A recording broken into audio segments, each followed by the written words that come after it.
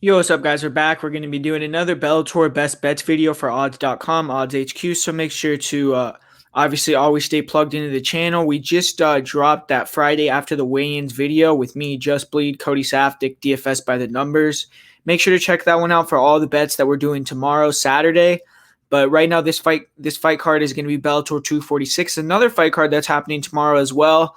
And just a couple best bets for you here. The first fight that I'm going to talk about, Derek Campos, Keone Diggs. We got the veteran Derek Campos taking on the up-and-comer Keone Diggs. Even though Diggs is the older guy, he hasn't faced the same level of competition, has much less fights. But looking at Keone Diggs, he's undefeated. He has good fight IQ on the feet. He has a high guard, good forward pressure, good low kicks, nice boxing combinations, and he punches and bunches inside, pretty fast, explosive, good left hook, and he uses boxing to get in on body locks. Very good takedowns in the clinch, good outside trip, strong for the division, good timing on his double legs, and on top he controls, stays on top, gets you tired. He's good at getting a half guard, trapping that wrist, pounding you out, taking the back. And from the back, he's very strong. Almost all his submissions are rear naked choke, including the one he earned in his Bellator debut. And he did miss weight today, which does give me a little bit of cause to pause. But I do think that, he's the better overall fighter. And the line got bet way down on him, where Derek Campos, he's 20-10. He's a veteran. Like I said, he's faced much better competition. He's more of a wrestle boxer. And he throws big bombs on the feet, heavy looping overhands, big hooks, big uppercuts. He definitely has one-punch knockout power. But he's kind of slow. He loads up. He's hittable. He's wild. He'll overextend on a lot of punches. Kind of a plotter, just comes forward. He's not the fastest guy, but he's tough. He's willing to take damage, but his chin isn't the best. I mean, he has 4 knockout losses. He does have solid wrestling himself, and that's what he used to get his latest win against Daniel Strauss. But he's 1-4 in his last 5 fights. I don't see him getting on top of Keone Diggs, and if he does, I think Diggs will be able to reverse, get back on top. He's a good scrambler. And Campos is a little bit weathered. He's taken a lot of damage. I think that Keone is definitely going to be lighter on the feet. I think he's going to be able to counterpunch, hit some well-timed takedowns. He's really good with the body lock trips, really strong, real good double underhooks, really good timing, the way that he sets up his takedowns with the striking as well.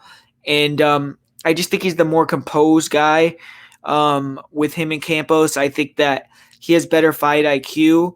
And the only thing I'm worried about is maybe he'll gas out, he'll get tired, and Campos could find a big shot. But the thing is, Campos isn't necessarily a cardio machine himself. He just needs to, not brawl, make sure the low kicks don't add up, because that's something that Campos likes to use. But I just see him being the more composed fighter, like I said, with the better game plan, the better grappler. I see him ending up on top, and I think he's likely going to get to a 9-0 professional record. And looking at the line here for Keone Diggs, he was opened as a massive favorite, minus 275 favorite. A lot of money has came in on Derek Campos, and if I saw that line on Campos at plus 215, that is a tempting line. But now at plus 110, almost even money, I actually like the other line. I like the minus 130 for Keone Diggs, and I also like the fight goes to decision at minus 110. So those are 2 things that I kind of like on this fight. I like the fight goes to decision minus 110, and I like Keone Diggs as well at minus 130. So those are 2 plays that I'm looking at here. So that's just for this matchup. And another matchup on the card, we got John Fitch taking on Neiman Gracie. Really interesting fight. Obviously it's kind of like the new guard versus the old guard. But it's interesting clash of styles because it's a Gracie, obviously. It's a guy that's an incredible jiu-jitsu player taking on John Fitch. And if everyone knows about John Fitch, man, he's one of the best welterweights of all time. He has really good wrestling, and he's just a grinder. He likes to get you against the fence, hold you against the cage, control you.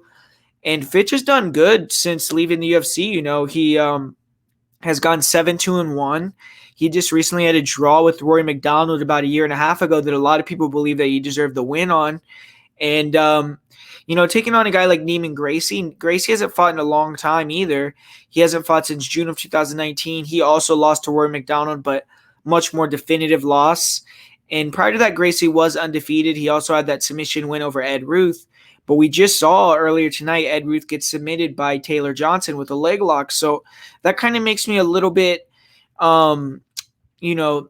I'm not going to say that win isn't as credible because Ed Ruth is still a beast. He's an animal, but it makes his jiu-jitsu look a little bit less than that he would get leg locked by a wrestler like that in Taylor Johnson.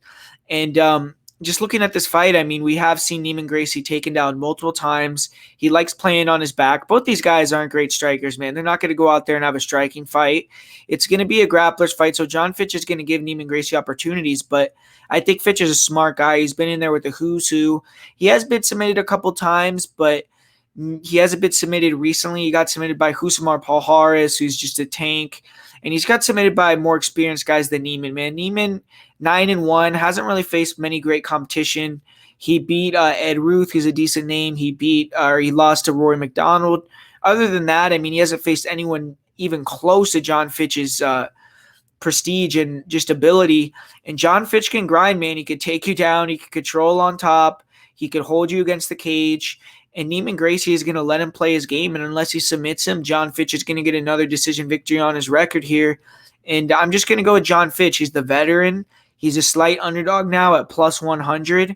And just looking at the fight, like I said, unless Neiman Gracie gets a submission, he's going to lose. And we saw in his fight with Ed Ruth, off of his back, because I don't think he's going to take John Fitch down.